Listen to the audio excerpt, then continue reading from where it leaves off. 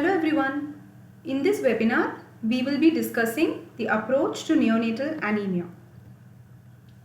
The objectives of this webinar would be to understand the definition of neonatal anemia, to understand the assessment of its severity, identification of different causes of anemia in neonates, the concept of anemia of prematurity, and how to manage anemia with particular emphasis on neonatal transfusion guidelines and very importantly, preventing anemia in newborns. So anemia is defined as the presence of hemoglobin or hematocrit levels less than 2 standard deviations below the mean for the postnatal age. A practical cutoff in neonates is a hematocrit level less than 40%. The severity of anemia is determined by whether it is acute versus chronic in origin, whether it is hemolytic versus non-hemolytic anemia, the presence of associated features of congestive cardiac failure such as respiratory distress and hypoxia, hepatomegaly, cardiomegaly. Lower the hematocrit in general, the more severe is the anemia, and the presence of associated morbidity such as sepsis and pneumonia. The causes of anemia can be broadly classified into 3 different categories. 1. Decreased erythrocyte production, 2. Increased erythrocyte destruction, and 3. Anemia due to blood loss.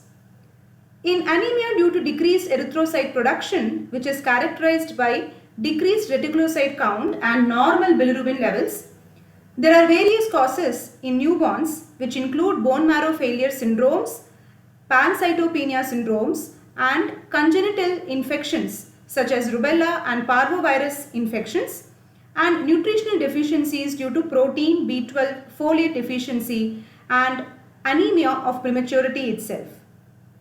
The second broad category includes anemia due to increased erythrocyte destruction, which is characterized by increased reticulocyte count and elevated bilirubin levels. Some of the important causes in this category include immune hemolytic anemia due to Rh, ABO or minor blood group incompatibility, non-immune hemolysis due to infections such as CMV, disseminated intravascular coagulation and microangiopathic hemolysis, RBC membrane disorders, RBC enzyme disorders such as G6PD deficiency, and hemoglobinopathies, particularly alpha thalassemia. The third important category is anemia due to blood loss, which is characterized by increase or normal reticulocyte count with normal bilirubin levels. Some important causes under this category include iatrogenic blood loss and obstetric accidents such as cord accidents and bleeding in various sites, intracranial, gastrointestinal, adrenal hemorrhage and cephalhematoma. The identification of the etiology of anemia depends on identifying various clues from the obstetric history, perinatal history, and a good careful clinical examination with the help of a few important laboratory investigations. Typically, in anemia due to feto-maternal bleeding, there may be history of obstetric procedures done such as version or placental anomalies, and the newborn presents with unexplained pallor without organomegaly, and on lab investigation, we will get a positive Clay-Hoyer-Betke test which identifies fetal blood cells in the maternal blood. There may be reticulocytosis if this process is chronic. In anemia due to placental blood loss, there would be history of antepartum hemorrhage in the mother and the newborn would present with pallor or shock at birth.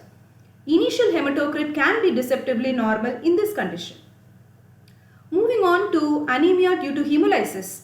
In immune hemolysis such as Rh or ABO isoimmunization, one can elicit the mother's blood group which would be Rh negative or O.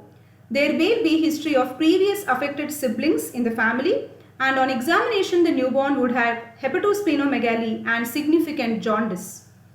On lab evaluation, this newborn would have reticulocytosis and peripheral smear evidence of hemolysis in the form of polychromasia with a positive direct Coombs test, although in ABO isoimmunization, Coombs test can be falsely negative. In RBC membrane defects, there is family history of anemia, consanguinity, history of gallstones requiring surgery along with jaundice, and on peripheral smear examination there would be reticulocytosis, DCT negative, and peripheral smear evidence of spherocytosis or ellipsocytosis. The osmotic fragility test comes positive. Coming to RBC enzyme defects such as G6PD deficiency, there would be pallor with jaundice, and peripheral smear examination is suggestive of bite cells. Reticulocytosis is usually not marked in this condition. In hypoplastic anemia, such as bone marrow failure syndromes, there may be a typical pattern of dysmorphism with skeletal defects, and on lab assessment there would be low reticulocyte count. So the evaluation of a newborn with anemia begins with the assessment of the severity, which is obtained by the hematocrit or hemoglobin level. So in the presence of low hematocrit, one would proceed by doing a reticulocyte count, which is normally anything between 4 to 7% in the first week of life. The presence of low reticulocyte count indicates anemia of decreased red cell production, as in congenital infections, bone marrow failure syndromes, and congenital leukemia. The presence of a normal to elevated reticulocyte count indicates either anemia due to hemolysis or blood loss, and one performs a direct Coombs test on the newborn, which when positive indicates immune hemolytic anemia as seen in ABO, RH or minor blood group isoimmunization. If Coombs test is negative, it makes sense to do a mean corpuscular volume, and when there is a low MCV, it may be due to chronic intrauterine blood loss or alpha thalassemia. Whereas if the MCV is normal or high, one has to obtain the assistance of a good peripheral smear examination. If the peripheral smear is normal, it may be seen in blood loss as well as infections, whereas an abnormal peripheral smear, as indicated by spherocytes, ellipsocytes, or the presence of bite cells, may be suggestive of a specific underlying condition. Here we can see the peripheral smear examination on the top left side of hereditary spherocytosis, characterized by the RBCs taking spherocytic configuration with the loss of central pallor. One of the close differential diagnoses to this peripheral smear would be ABO incompatibility. On the top right side, you can appreciate that there are fragmented red blood cells which are known as histocytes. This is seen in disseminated intravascular coagulation or in microangiopathic hemolytic anemia. The presence of bite cells, as can be seen in the picture in the bottom, is indicative of G6PD deficiency. In this slide, we shall be discussing about anemia of prematurity. Anemia of prematurity is a condition that is characterized by suboptimal erythropoietin response, shortened RBC lifespan, and increased iatrogenic blood losses, and is seen in preterm neonates. This is a pathological form of anemia vis-a-vis the normal physiological anemia of infancy. Various factors contribute to anemia of prematurity, including the liver to kidney switch of erythropoietin production, which is associated with a lower set point of oxygen sensing, shortened RBC lifespan, rapid growth, the left shift of the oxygen dissociation curve, and iatrogenic sampling losses, nutrient deficiencies, and sepsis. The more immature the preterm neonate, lesser or lower would be the nadir of hemoglobin levels, and also this is likely to occur more earlier. So in an extremely low birth weight neonate, the nadir of hemoglobin can go to as low as 6.5 grams per deciliter, and this can occur as early as 4 weeks of postnatal age. Coming to the management of anemia, anemia is managed either by a simple blood transfusion, an exchange transfusion if the neonate has symptoms such as congestive cardiac failure or hydrops, nutritional management in the form of iron and folic acid supplementation, treatment of the underlying primary disorder, and preventive strategies. The presence of a standard transfusion policy goes a long way in reducing unnecessary packed red cell transfusions. This is the British Committee for Standards in Hematology 2016 guidelines for the hemoglobin thresholds at which a neonate should be transfused. This depends upon the postnatal age of the neonate, whether or not the neonate is sick, requiring respiratory support in the form of oxygen or CPAP or ventilation, and the gestational age of the neonate. So, if the neonate is less than 24 hours and is preterm below 32 weeks of gestational age requiring respiratory support, the neonate requires a transfusion at a hemoglobin level below 12 grams per deciliter, whereas a stable neonate who is not on any respiratory support and who is more than 32 weeks within 24 hours, we would transfuse if the hemoglobin is less than 10 grams per deciliter. So this chart can be used for a practical decision on when to transfuse a neonate. Before transfusion, it is important to ensure that cross-matching is done by sending both mother's and the neonate sample. An adequate transfusion volume ranges between 15 to 20 ml per kg of packed red cells given over 2 to 4 hours.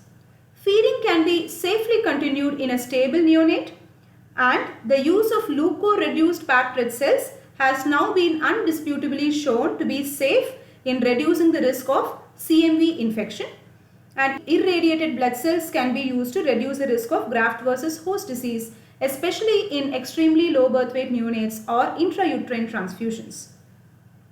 Fluids need to be withheld. It may be preferable to withhold fluids unless the newborn is being treated for hypoglycemia or shock. Note that it is very important to maintain strict asepsis during transfusion, and there is no role for routine furosemide. There are various strategies that help in prevention of anemia. These include delayed cord clamping in the delivery room, the use of microsampling techniques in newborns, early iron supplementation right from the age of 2 weeks of postnatal age in stable very low birth weight neonates, and having a standard transfusion policy to avoid unnecessary transfusions. Note that there is no role for routine erythropoietin.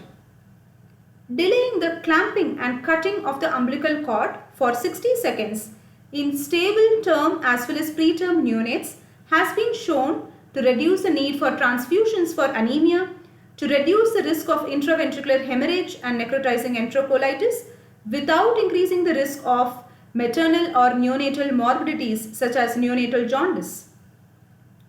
The role of early iron supplementation with 2 to 4 milligrams per kg per day of enteral iron given prophylactically in all very low birth weight neonates starting from 2 weeks postnatal age has been shown to reduce the incidence of iron deficiency anemia in early infancy. This can be safely continued until 2 years of postnatal age. To summarize, the causes of neonatal anemia are decreased red blood cell production, increased destruction and blood loss. The evaluation of anemia includes careful obstetric and perinatal history, clinical examination and appropriate laboratory investigations, particularly the hematocrit, reticulocyte count, other cell lines, direct Coombs test, MCV and good peripheral blood smear examination. Every unit should have a standard policy for packed red cell transfusions, and prevention is better than treatment of anemia. Thank you.